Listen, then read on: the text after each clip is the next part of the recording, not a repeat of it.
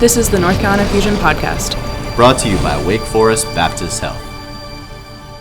Thank you for joining us on the North Carolina Fusion Podcast. My name is Scott Wollaston, and I serve as the Executive Director for the North Carolina Fusion. Today I will be speaking with Chris Williams, a member of our U.S. Development Academy staff, coach of our U23 men's team, and our college recruitment advisor. I hope you enjoy our time with Chris Williams. Welcome to the North Carolina Fusion Podcast. Today we have Chris Williams joining us. Chris is a member of our U.S. Development Academy coaching staff, coaching our U15 and our U17 boys. He also serves as our head men's coach for our U23 team in the summer, along with being our college recruitment advisor. So Chris, thanks so much for being on the show today. Appreciate it. So Chris, tell us a little bit about your background, where you grew up, how you got to the States, how you got, again, a really cool accent. So tell us about that. It gets annoying after a while, believe me. In terms of my background, born and raised in North Wales, really kind of working class background. Father played football, is a steel worker, worked in the steelworks he's currently still working there, so it's been 40 years now. Mum was a civil servant, so really working class background. From there, obviously, just a love of football because of my father and because of my friends and because of the local community. Fortunate enough to have a really good grassroots program, which I was brought up in, and then from there, as a footballer, part of my development, I went to a club called Oldham Athletic, who were at the time in the Premier League. At the time, I think I was 14 at the time, but prior to that I represented districts and counties and states and things like that, and then unfortunately I got released as a 16-year-old, so there was obviously a little bit of disappointment there, but then I went straight into men's football at 16, which was a real big eye-opener for me, and so playing against seasoned pros, if you like, semi-professionally, and then from there I signed at a club in Wales, in the Welsh Premier League, called Conisky Nomads, and played there for five or so years. When I was 22, I was fortunate enough to go to Millwall on a trial there. So again, that for me was my biggest opportunity to kind of reach my dream, really. Did really well, and came back from that trial to play for my home club, Conisky, at the time, and I broke my cheekbone in a game, which was unfortunate. So that kind of stopped proceedings there for the 2 or 3 weeks, and then I played with a mask. In my first game back, I broke my foot. So it was one of those moments where it was a light bulb moment for me that I needed to do something. My education, I wasn't fond of education as a kid growing up. It was something that I felt I was misunderstood, in the sense that maybe people didn't, I didn't want to be in the classroom. I wanted to be more hands-on. So my education was actually, I trained to be a bricklayer for a period of time. Didn't enjoy that, realised that in a January and February morning, when you're kind of hauling up bricks to the top of 3 or 4 story buildings, that's tough living. It's a tough living. So then I went into the fitness industry, and my background was kind of more strength and conditioning side and things there. So I went to junior college to study that, and then from there I needed some more formal education. So I went to So then I decided after my injuries that America would be an opportunity. So came to America on a soccer scholarship. Went out to California at a small school called Holy Names University, right outside San Francisco. Amazing experience, unbelievable. Wanted to be a music major. Wanted to work in a studio. However, I changed, went into business. And then changed again. So there's a lot of change in there, a lot of figuring out, what it is I actually wanted to do. The soccer wasn't as competitive as I thought it was. The professionalism was excellent in terms of facilities and things, but soccer wasn't that competitive. So I decided to move to a different school. So I transferred to a different school, and I transferred to a school called Lindsey Wilson College, which was in Columbia, Kentucky, in the middle of nowhere. So it's 2,500 people, and 2,000 of those were students. So it was a tiny community with an excellent soccer program with guys from all over the world.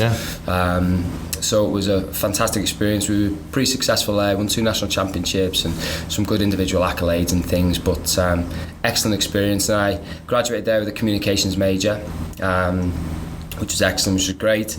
Continued my soccer education from a licensure perspective whilst I was playing.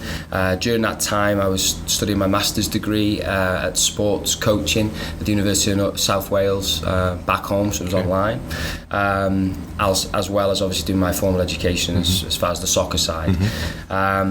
And then left there, was the assistant coach at the University of Northwestern Ohio, straight out of college there. So I was a little bit older, obviously a little bit more experienced. Worked on the ODP side in Ohio for a while, the club side. And then from there, I got the head coach's job at Coker College, which is NCAA Division II school in Hartsville, South Carolina, and was there for five seasons. I was also the technical director at Florence Soccer Association, which is in Florence, South Carolina. I was in charge of curriculum and education for the players and for the coaches and things, and then decided that from a collegiate perspective I wanted to move on into the development academy, and obviously this opportunity come up, and that's why I'm here. So that's a rough draft of that's great. What I've fantastic. done so far. Family? Yes, wife Caitlin, and 2 kids, Rowan and Keris. So Keris' birthday was last week, and then the week before was Rowan's birthday. Awesome. So Rowan's just turned 9, Keris has just turned 6. Fantastic. So it's soccer players? Rowan loves baseball, but he loves soccer as well. Yeah, so he's always watching soccer. And Keris, on the other hand, no interest in sports whatsoever. However, loves to dance and loves to be a bit of a show lady and things. To each his or her own. Oh, absolutely, yeah. That's awesome. So, unbelievable, yeah. That's great. So let's sort of back up a little bit. Talk about your experience as a college coach. What was that like for the 5 years that you were at Coker specifically? And then kind of how's that been unique to coming and working at a youth club full time? It was a challenge, I think ultimately, hindsight looking back, I think it was a real challenge in a sense that from a budgetary standpoint and from a scholarship standpoint it was tough. And I think at the time going in I didn't quite realise and understand how challenging it would have been. From a Division 2 and a Division 1 standpoint, Division 2 you can have 9 scholarships, 9.9 Division 1. At Coker we had 4. So it was a challenge in the sense that we needed to try and create a competitive program with very limited resources. So I think the biggest thing that I took away from that experience more than anything is how can you do a lot with a little, and that was great to a point. However, if you want success or sustained success, that there needs to be funding there. So Sure. that was really the challenge there. Obviously, managing players from a what seems to be a 24-hour perspective. I think that's the major difference I would say between maybe the collegiate side and the youth side is. Many times, you would go to sleep worried that, Sure. What if something went wrong, or what are the guys doing then? And obviously, you recruit character first over the footballer, but at the same time, when you have 40 18-year-olds on a squad in a college environment for the first time, guys are going to make mistakes. Sure. So you're always worried there. Whereas here, from a youth perspective, we don't have to so much worry about what happens after the soccer. We have to take an interest, obviously, and we have to do our due diligence and things. But at the same time, it's not a 24-hour monitoring Sure. perspective. Mom and dad, yeah, normally absolutely, yeah, exactly. So I would say that those are the big differences. I would say going from the youth side to the Sure. collegiate side. And obviously trying to do as much as we can with minimal resources. Yeah. And so in your first year now with Fusion, it's almost coming up on a year. Yeah. How has it been? How's the experience been? What have you enjoyed? What have been the biggest surprises for you? Yeah, that's a great question. I think the biggest win for me is the people. The people that I work with on a daily basis, people that I've come into contact with.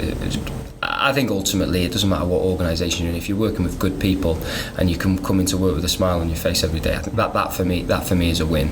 So working with excellent people, and I think a lot of the times, I think the biggest thing moving from the collegiate side to the youth club side is there isn't a great deal of development from a collegiate side. A lot of recovery, so you just train, you play, you recover, you replay, so there's not a great deal of development, whereas you come to the youth side and it's all development. It's excellent, and that's not only just from a coach to a player perspective, that's from a coach to a educational side as well. Because I think when you're a college coach, that you don't have time to develop yourself, so you neglect that part. So the fact that we have people like Mark who have a very specific way in which that we want to play as part of the club, I think it's massive to learn from somebody like that, and learning from Adam and Chris and lots of other people as well. So that for me has been superb, and it's been a great enjoyment so far. Awesome. Any particular surprises since making the switch? Surprises? Great question. I think the surprise is the vastness of the club. I think we don't realise how big our club is. Our club is massive, and I think it's it can be a challenge to manage. When there's 7,000 plus kids, right? 7,000 plus kids. It's a lot of things there. But I think we have a mission and a vision, and we have values, which I think if we can just continue to push in all areas, I think that for us is going to be huge as a club, and we'll only grow and we'll only get better. Definitely. In terms of the values that you just referenced, what would you say, or do you have a good example of one of the core values in action that you've seen this past year that you would go, man, like that one, that is one that I've seen time and time again? And then on the flip side, is there one you go, I really noticed that the club really needs to get better in that area? Yeah, that's a great question. First one for me is would be humility. And I think I mentioned this in a staff meeting not long back, is like I'm reminded of that daily. And how little I actually know about football. When you're surrounded by great people, in the soccer world, like you're learning things every single day. And even just I was speaking to Adam yesterday, and just conversations about things, and speaking to Mark on the phone, or Chris, or whoever it may be in the club. There really is an environment of constant learning, and I think the reason why that is because I think we have a very humble staff, and very I think there's a real sense of humility within the office, and a real sense of humility just overall. So I think for me, I'm reminded of that on a daily basis, and knowing that I haven't got it all together, and I never will, and I think that's the greatest thing about coaching, right? It's a journey, and you got to enjoy the journey, and you got to be open-minded, An area in terms, I feel that we can do a better job as a club as a whole. I think would be community.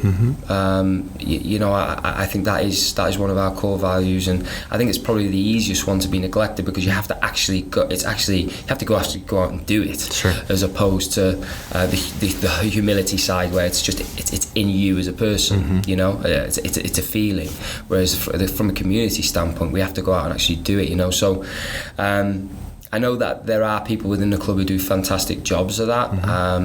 I think we, from a development academy standpoint, I think we can do a better job, and I know that we have plans to do community events and things like that. But I think as a whole, I think we need to do a better job of being visible in the community, and helping within the community as well.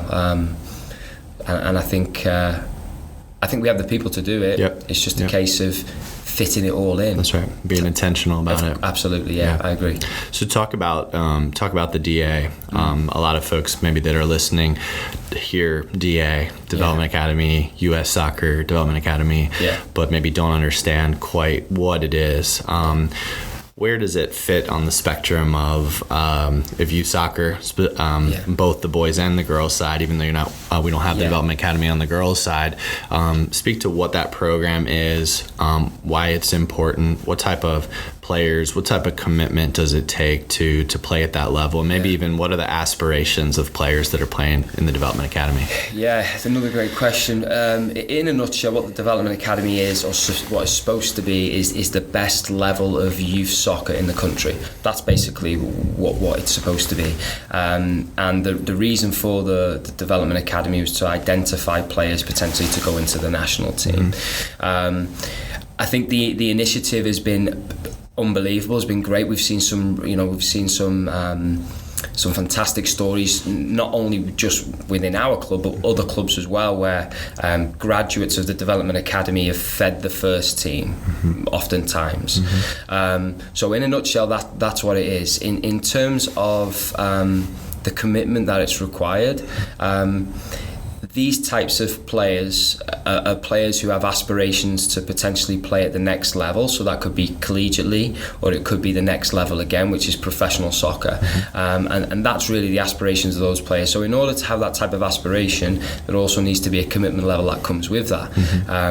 We train 4 nights a week. We are constantly doing video analysis sessions. There's a lot of individual development that goes in there, from individual development plans.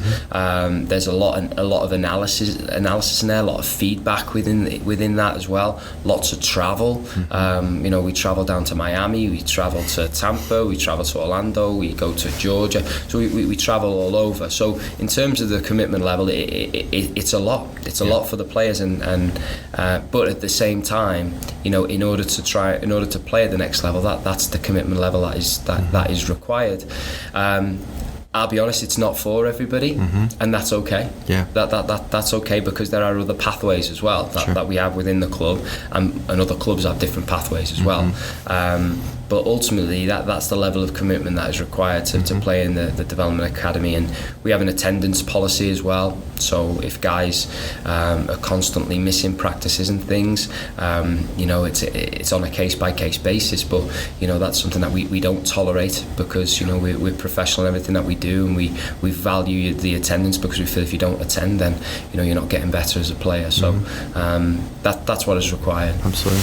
So I think that a lot of people might think of Development Academy, like when you're talking about that level of commitment, that it takes over a kid's life, right? And we talk a lot about the holistic development of players.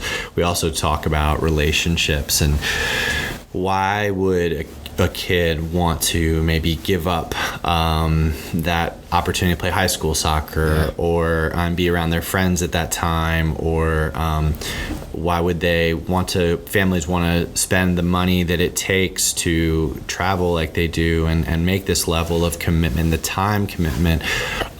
Why would someone want to do that, and maybe even tell a success story from that? Yeah, and as I said, it's not for everybody. It really isn't. I think we need to understand that. I think parents and players need to understand that there's a massive commitment level that is required. In terms of in order to play at the next level, if that's collegiately or if that's in the professional game, there needs to be a level of sacrifice, and sometimes you have to sacrifice the things that you would really like to do for it. I like to call it kind of the long view. Yeah. Looking at more the long view, as opposed to looking at just the here and now. And for me, the long view is more 5-6 years down the line, as opposed to maybe 1 year or 6 months. And I think looking at the long view holistically and saying, okay, if I want to get to here, I have to make these steps and I have to make these sacrifices, right? I think a good example would be Buzio, right? Would be a fantastic example within our club. And we've got to understand that is a fantastic success story. But he's a young man who's had to leave home from Greensboro to go to Kansas. You talk about sacrifice. You talk about somebody who had to leave home and has to cook for himself, clean for himself, do his own ironing, do his own washing at 17 years of age. That's a huge challenge. Talk about growing up and a life skill.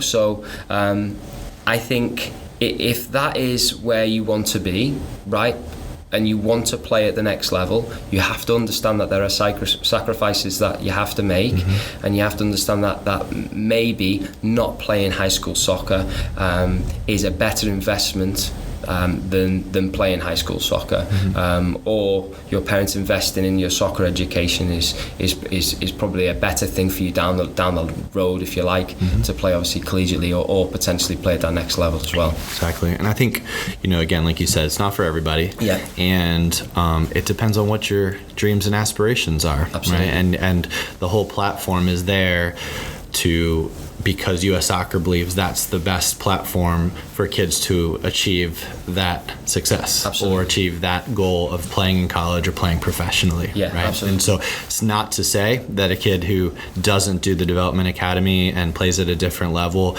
or plays high school soccer can't play in college. That's wrong to say. Absolutely. And the fact is tons of kids are still playing. It's just that in terms of what's the best possible for success, it seems that the Development Academy has been doing that over the past decade or so. Yeah, and I would say statistics show that as well. Just in terms of the exposure that you get, and I think a good example would be the showcase we went to in in Florida. Yeah. Where I think in one of our games it was 53 college coaches watching one of our games. Sure. So in terms of the exposure side of it, but again, I completely agree with you. There are other pathways. Yeah. Lots of other pathways that you don't have to just play in the Development Academy to obviously get recruited collegiately or go elsewhere. And I would. You just referenced our trip to Florida. Yeah. I was really pleased to get the opportunity to go with you guys down there in early December for the showcase. And I think one of the things that I found really special was that a lot of people think about these kids making such a big commitment and maybe even becoming a bit robotic at times. Like we are in the Development Academy, man, these were kids, and you guys held standards for them. I loved, making the kids turn in their cell phones and actually learning how to communicate over dinner and have normal conversation. The things that we're finding as parents, our kids are not able to do because of technology. Yeah. You guys were very intentional about, them cleaning up their mess, taking responsibility. So, but at the same time, like I witnessed you picking up a guitar from a guy on the side of the street and playing some Oasis for the whole group and showing them, your kids, the human side of things. And so I think that it's important for parents like myself or anyone else to know that it is a big commitment, but that doesn't mean that the kids stop being kids. And because they spend so much time with you guys as coaches, it means we have to be even more intentional about the relationship side, as well as the standards, expectations, and hopefully, whether or not they play college soccer, hopefully they've become better young men through that process, right? And I would say I saw that firsthand, and I commend you guys for that. And I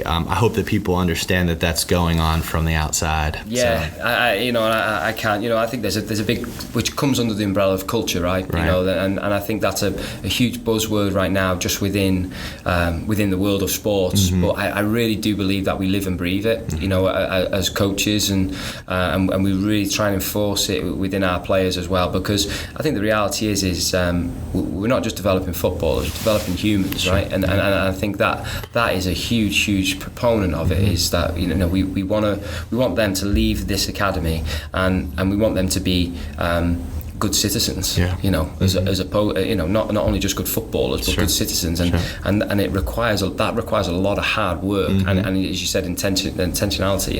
You've got to be intentional with what you're doing and what you're saying, and the standards that we create, like people like us do, whatever it may be, and that's the big culture piece, and I hope parents see that. I honestly do. I hope they see that, because I think that I would like for them to think that we're not just developing footballers as well, that we are holistically trying to develop the human side as well. Absolutely. So let's kind of switch gears for a second. Yep. You coach our under 23 men's team. For those folks that don't understand perhaps the level of play that is and where it fits into the whole model, can you talk about what level is our U23 team? What are the possible levels of play, and where do these players come from? Yeah, so if I'm going to go kind of the American sports analogy, the under 23s is like the dash. The under 23s are like the grasshoppers. Grasshoppers. Okay. So that's kind of the level. So it's minor league soccer. You have the MLS, which is obviously the best league in the nation. Some would say then it's USL Championship. Yep. USL League One, and then you have USL League Two. Our under 23s play in the USL League Two. So really, you could say it's potentially the fourth tier in that pathway. Sure. So it's minor league soccer. Typically, the players that we get are from local. Well, I'll be honest, not just local colleges. They're from all over the nation, and we have all different nationalities. Last year, Josh Perryman, who will be coming back this year, is from the UK. He's from Sheffield. Cameron Joyce is from Australia. We had João Silva, who is from Brazil. So we have guys from all over the world, and we have guys from all different levels too. We have obviously the local guys who come from Wake Forest. So Bruno Lapa was a player who played for us last year. He was from Brazil. Joey Desart, who went into the MLS draft this year with Orlando. And then, so we have guys from all over the world and all different levels, whether it's Division 1, Division 2, or the NAIA, or even junior college as well. And they're all amateur. And they're all amateur, so they're all amateur players, and they all have what we call NCAA eligibility, which means they're still eligible to play collegiately. Okay. So once they finish in May their school, they then come and play for us in the summer months. They don't hurt their eligibility, and then they go back in their fall season to then play for their colleges. Awesome. And so talk about, last year was your first year at the helm. Talk about how do we do? How did that rank in terms of the history of our club, which used to be called the Carolina Dynamo, and we've rebranded to Fusion. So talk about how last year went. Yeah, so obviously we had a massive history, and it used to be Carolina Dynamo, now we're at NC Fusion. So the Dynamo used to be a professional franchise, and then it went to the amateur again. It's gone back and forth a couple of different times. But it was a huge fan base. Anyway, we came in last year, and we were fortunate enough to win the league, which was big for us. First time since 2013. So that was a huge win for us, I think, as a club, and obviously the players as well. Because we won our league, we then go to the playoffs. So you play a team nationally. So we had to go up to Reading, Pennsylvania, and it was 115 degrees on turf, and we played at 4 o'clock, and it was brutal. And we played against Western Mass. Unfortunately, we lost 3-1. But it was an unbelievable experience. I look back and I look at the players that we had on the bench. We had 2 academy graduates on the bench. One of them came on, which was huge as well. So there really is a true pathway for the players, which obviously is excellent. So that's great. Obviously, we want to try and continue with the successes this year and go back-to-back champions. That's our goal. Awesome. So you talk about the success that the team had this past summer, and because of that success, they recently qualified for the U.S. Open Cup. Talk to our folks about what is the U.S. Open Cup. Why should they care about it? When is it? When should our Fusion families come support our Fusion under 23 team? So the Lamar Open Cup is it's the oldest cup competition here in America, so that in itself, there's a huge history to that. It is, if parents and families are familiar with what the FA Cup is, or what the Copa del Rey is, basically it's when the lower league teams can play against the top teams. So what we saw the other day in the FA Cup was Liverpool played against Shrewsbury. Shrewsbury are in League One, very small team, professional team, very small, and they're playing against Liverpool, who I would say are the best team in the world right now, because I'm a Liverpool fan. But so that's kind of the mystique and the romanticism of the trophy. We play March 24th at 7 p.m. We play against South Carolina Bantams. South Carolina Bantams from South Carolina, Columbia, South Carolina. They are a USL League 2 team, so in the same league, same division as us, or if you like, or franchise, but they're in a different division. So it's a good draw. It's a tough draw. They're going to be a good team. But ultimately, if we win, we then play against NCFC away. NCFC, who are USL Championship team. Yeah. So it's like you jump 2 levels right after if you win that game. Absolutely. Yeah. So it's massive. So I think for the players it's really exciting because they get to play against South Carolina, and obviously our goal is to win that game and then move on. And then if that is the case, they play against a professional outfit. So some of our guys who have played collegiately have never played against professional players before. So that opportunity to play against them, it's very much a David and Goliath battle. Yeah. And I think there's a sense of romanticism that comes with that, which I love. I grew up watching the FA Cup, and there was my dad was part of the FA Cup, and I remember when they played in the Welsh Cup. He was playing for Colwyn Bay, and they beat Wrexham. They beat Wrexham, who were in the Championship at the time, or League One. I can't remember, but they beat them 2-1, and then 4 days later, Wrexham had to play Arsenal in the FA Cup, and Mickey Thomas, a Welsh player, scored the only goal and won 1-0. So again, you had this Colwyn Bay beating Wrexham, and then Wrexham playing in the FA Cup and beating Arsenal, which was a massive team. Yeah. So it was just like there's just this unbelievable buzz. So my hope is that families can understand that and players can understand that, because the culture is slightly different, here in the States, and my hope is that we can kind of pack out McPherson and create a really exciting environment where the kids can come and watch some top level, best level soccer in the triad. So, and they can learn, which is massive. So, and I would say as a fan going last summer to a couple games, the level was excellent. I mean, it was fun to watch. It was enjoyable to watch. The environment was great. I mean, clearly the biggest change we need is more people there. And I think that in a postseason survey, we learned that many of our families just don't know that this team exists and what it does. So, we would encourage all our Fusion families and their friends and relatives and everyone to come out for that game. Only about a month and a half away, right? Yeah, a month and a half away, and we'll be. I know Chris Barnhart and Scott, they do a great job on social media, and they'll be blasting that out. So my hope is that we can drum up the excitement so that we can kind of fill McPherson and create a top level environment for the players to play in against South Carolina. That'd be huge. That'd be awesome. Fantastic. Let's. I'm going to do some rapid fire questions so people can get to know Chris Williams a little bit better. Wow. Are you ready? Go. All right, so here we go. What's your favorite food? Oh, wow. It's rapid fire, I'm thinking. Mexican, big Mexican. Okay. I think you've already said this, but what's your favorite team? Oh, Liverpool. There you go. Favorite place to visit that you have visited? Oh, wow. I've visited a lot of places, been very fortunate.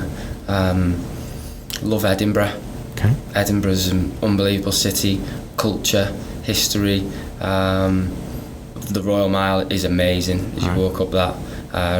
Just a great city. Yeah, fantastic. Edinburgh. Place you'd like to visit that you haven't? It's 2. The Maldives. Love to go to the Maldives. Okay. Right, relaxing vacation. And then I would love to visit. Where else? Just say the Maldives. Okay. I'm just going to go Maldives. Fair enough. Favorite band or musician? Oh, wow, that is tough. That's tough. Oh, favourite band? Oh, man. I'm a massive music fan. Me, Mark, Adam, we're all huge music people. Oh, man, Scott, you got me. I'd go Oasis. Has to be Oasis. Yeah, go Oasis. Yeah, just the longevity, the difference in songs, just unbelievable. Yeah. Most influential coach that you've ever had and why? Most influential coach, guy called Paul Caligaris. Just young. I was 13 at the time. 13. You obviously young boy. I don't know. Just had his training sessions were just excellent. For one, so I was always engaged, which was massive, and there was a real personal relationship there as well, in terms of like he really valued me not only as a player but just as a person as well. But yeah, and there's another one, Nev Powell, Connah's Quay, when I played at Connah's Quay. He would, we'd finish on an away trip and we'd come back from an away trip, and he had younger lads who were similar age to me, and I'd go round to his house after away trips and we'd all be playing Tiger Woods golf and eating food, you know. So, you know, there was that personal connection that we had together, and he was top man, both of them. Fantastic. Yeah. What inspires you? Oh wow, Scott, these are deep. I know. What inspires me? It's an inspirational person. Can I do that? Yeah. An inspirational person for me is my mother. Okay. Yeah. She's just amazing. And what does she do, or what has she done that has inspired you most? So when I was younger, so my mum and dad split up when I was a kid. Raising my brother and I for a long period of time by herself was amazing. You know, just the values. I think she taught us the value. I think the biggest thing is the value of hard work more than anything. The fact that I saw it, the fact that, you know, she'd work day and night to provide for us and put food on the table. Yeah. So that for me was obviously inspirational. What inspires me? My kids. Kids are unbelievable. Yeah. They're just kids. Just, you know, my kids. Obviously, I'm obviously biased, but kids in general are just so inspirational. Just some of the things, and I don't think we give them credit for. They can do so much more than we think they can do. Yeah. You know. Yeah. So excellent. I'd say those two things. Fantastic. So to kind of wrap things up today, first of all, thank you for being a part of the podcast. Thanks thank you for being part of the club. You've been a massive addition to the staff. When you talk about the people, you're a key part of that, and you're a big reason why things have shifted as a club, and we're continuing to improve. So we appreciate that. One thing I learned about you, or I learned about maybe something I learned that I did not know, and I don't know if I was ignorant to not know this, but that I didn't realize that Welsh speak a different language. And we had this conversation. So I thought a great way to sign off today would be for you to do some type of promotion for the Open Cup game, but in your native language, Welsh, and then translate afterwards. Okay. So here's Chris Williams with the close out with a plug for the Open Cup game. Okay, diolch yn fawr pawb am gwylio podcast. Gobeithio da ni gallu gweld pawb at y game March 24th, a gobeithio da ni gallu ennill y game. I said thank you for watching the podcast. My hope is that we get to see you on March 24th, and my hope is that we win the game. Fantastic. Awesome. Thanks, Scott. Thanks, awesome. Guys. Thanks for joining us on North Carolina Fusion Podcast. Go Fusion. For additional information, please visit our website, follow us on Facebook, and subscribe to this podcast.